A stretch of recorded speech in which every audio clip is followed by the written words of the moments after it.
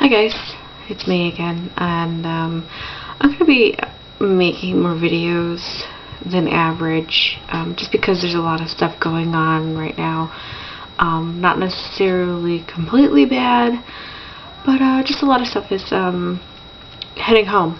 So, going to the medical aspects of what's going on, I made a couple videos before about what's going on with the polycystic ovarian syndrome, my feet, and things of that nature. I recently had a doctor's visit yesterday. Brought up the fact that I can't get in to see my foot doctor for 4 months. So I asked him to look at my feet.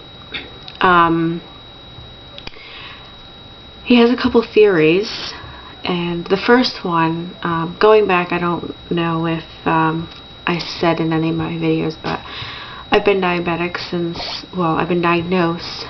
I was diagnosed in 1999, so it's been a little while. So the foot doctor thinks that I have what is called diabetic neuropathy of my feet, and it's just basically it's pain. It's nerve pain. Although he says I am quite young to be developing it, but I have had diabetes for a substantial amount of time. And in the beginning it wasn't even treated correctly. Seems to be my case in most of these cases that it's lack of treatment or lack of right treatment. So he started me on a pill for that. Basically he's saying if the pain does go away, they can chalk it up to being diabetic foot pain. If it doesn't go away, he has another theory, which he suspects gout of the foot, the big toe there. And let me tell you, before going into, I won't tell you the symptoms, you can look it up on Google or whatever, but my big toe hurts so bad it feels like someone's smashing it with a hammer, and it's prominent in the right foot, but it's now going into the left foot.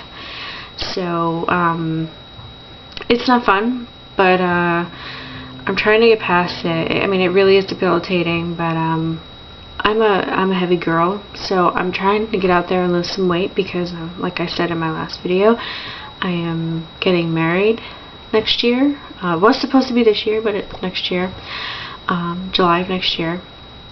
And I would really like to benefit from this health-wise, and for the wedding to be in my beautiful dress.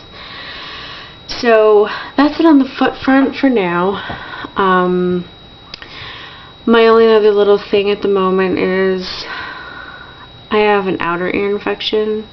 And as a child, I used to get inner ear infections all the time. They were chronic. So I'm being treated for that with drops right now. If it doesn't go away, they're going to give me pills. No big deal. My blood pressure. For any of you out there that have blood pressure issues, you know the troubles, that and cholesterol, but my blood pressure was okay. I've been taking a lot of Sudafed, so that does elevate blood pressure for any of you that do take Sudafed. Generally, with me, my blood pressure runs low, like 110/70 or 114/74. So right now, mine is 130/80, and I think the highest mine has been was 150/90.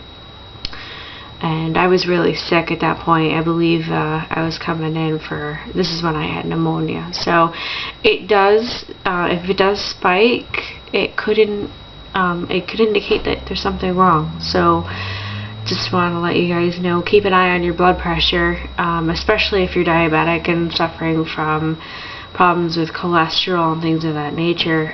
You really don't want it to get too high, because it could indicate a stroke. So I know there's a lot of people out there that take medicine for blood pressure, and going into the cholesterol part of things, being diabetic and having PCOS, it does throw off the cholesterol, the triglycerides, and the lipids. And those are all things that you have to make sure to keep intact, keep normal. And right now I'm getting my testing done next month, so I won't know what's going on at the moment. But last time I had results, they weren't so good. But I can't take the cholesterol pills. All the families, they've been tried with me, and I've had a reaction to every single one. So right now I'm just on a niacin regimen, and I get the flushing effect, so I'm also on an aspirin regimen as well. You have to take the aspirin half an hour before the niacin, and being diabetic, it's not so bad to take an aspirin. It helps the arteries and stuff, so they don't cause you to have a stroke at a young age. But the main thing right now is diet. I'm trying to eat right, and that's the biggest thing. And for any of you out there suffering with diabetes and all this stuff at a young age, know that your metabolism is running at a much better rate than at an older age. Your metabolism slows down. So I highly recommend, if you are in your teens and you are suffering from all this, get out there and exercise as much as you can. You'll drop the weight. And that actually happened to me in high school. I was over 300 pounds, and I started doing what I needed to do when I lost 100 pounds. But this is before knowing that I had all these conditions, and now that I'm older, the weight is staying on longer, and it's really hard to get off. And it's all about making right food choices too. Sometimes I'm really stupid at making food choices. It's just eyes over my mind, and it's about diligence, and I'm going to try harder on doing that. I'm going to check my time and maybe go into some things further, the weight. If you guys have any questions, please, I'm an open book. I've been in the doctor's office all my life. Not that I know everything, but I am pretty knowledgeable. My friends call me all the time to talk to me about medical stuff, and if I am not knowledgeable in it, I could probably refer you to someone that might know. So yeah, I'm gonna check my time, and I'll make a second video regards to weight and what I've been doing to try and lose it, and things that have been going on. Alright, have a great day.